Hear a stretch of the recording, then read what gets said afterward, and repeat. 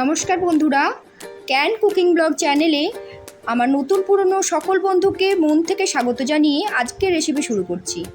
এই রেসিপি শুরু করার জন্য আমি 1.5 কাপ পরিমাণ ময়দা দিয়ে তাতে সামান্য সাদা তেল আর সামান্য লবণ দিয়ে ভালোভাবে এটা মিশিয়ে নিচ্ছি।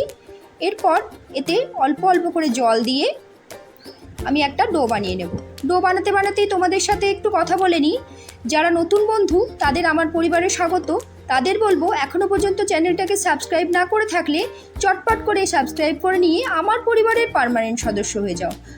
তোমাদের সকলকে আমার তরফ থেকে জানাই অনেক অনেক ভালোবাসা। আমি কিন্তু প্রতিদিনই চটজলদি নিত্য নতুন রেসিপি দিয়ে থাকি। ভালো লাগলে অবশ্যই লাইক করে দিও, কমেন্ট করে দিও কীরকম লাগছে, আর শেয়ার করো নিজের পরিবার ও বন্ধুবান্ধবের সঙ্গে। দেখো ডোটা বানানো হয়ে গেছে। এটাকে অল্প একটু রেস্টে রেখে আমি স্টাফিং করার জন্য একটু মশলা বানিয়ে নেব। দিয়ে দিলাম কড়াইয়ে খুব সামান্য সর্ষের তেল। এর মধ্যে আমি কেটে রাখা পেঁয়াজ, ক্যাপসিকাম আর টমেটো দিয়ে দিলাম। এবার দিয়ে দেব অল্প একটু লবণ আর হলুদ। এবার নাড়াচাড়া করে এটাকে একটু নরম করে নেব।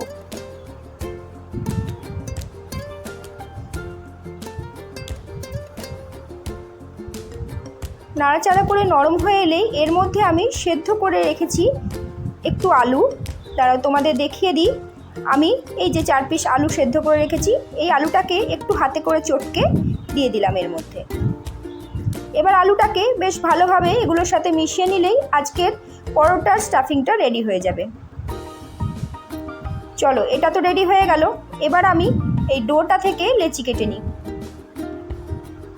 এই ডোটা থেকে আমি 3টে পরোটার মতো লেচি কেটে নিলাম।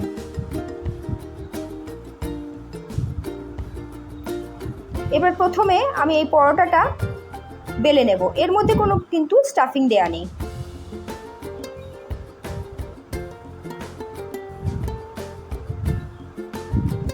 একটা বেলা হয়ে গেছে। একইভাবে আমি সবকটা পরোটা বেলে নিয়েছি। এবার এখানে ফ্রাই প্যান বসিয়ে দিলাম আর পরোটাটা বিনা তেলেই একটু সেঁকে নেব।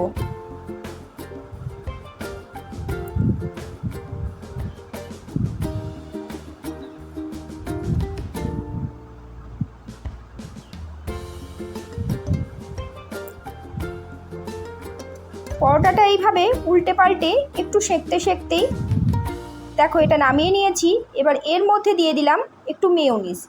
এবার আমি মেয়োনিজটাকে গোটা পরোটাটাতে ভালোভাবে একটা চামচের সাহায্যে লাগিয়ে নিলাম। এবার যে স্টাফিংটা বানিয়ে রেখেছিলাম ওটা পরোটার অর্ধেক অংশে দিয়ে এটাকে বেশ ভালোভাবে লাগিয়ে দিলাম।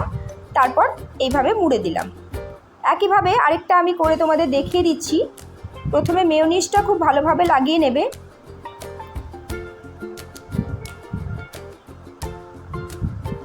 তারপর এইভাবে মশলাটা দিয়ে উল্টো দিক থেকে মুড়ে দিতে হবে। এবার ফ্রাই প্যানে শ্যালো ফ্রাই করার জন্য কিছুটা পরিমাণ তেল আমি দিয়ে দিলাম।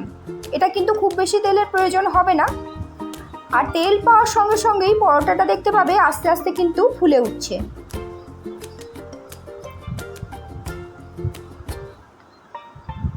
এইভাবে উল্টে পাল্টে একটু ভেজে নিতে হবে। এই যে তেলটা দিয়েছি এই তেলটাতেই কিন্তু আমার 3টে পরোটাই ভাজা হয়ে যাবে।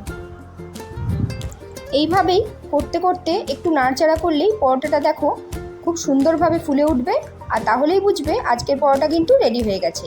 একইভাবে আমি কিন্তু 3টে পরোটাই ভেজে নিলাম। তাহলে বন্ধুরা তোমরা নিশ্চয়ই দেখতেই পেলে আজকের রেসিপিটা কতটা সহজ, কতটা চটজলদি হয়ে যায়। বাচ্চাদের টিফিন দাও বা হাজব্যান্ডকে, যাকেই দেবে খাওয়ার পর তোমার নাম করতে কিন্তু বাধ্য থাকবে। তাহলে অবশ্যই ট্রাই করো, একবার দেখো কীরকম হয় এই পরোটা। আর তার জন্য আজকের মতো সময় দিয়ে দিলাম। দেখা হচ্ছে আগামী দিনে।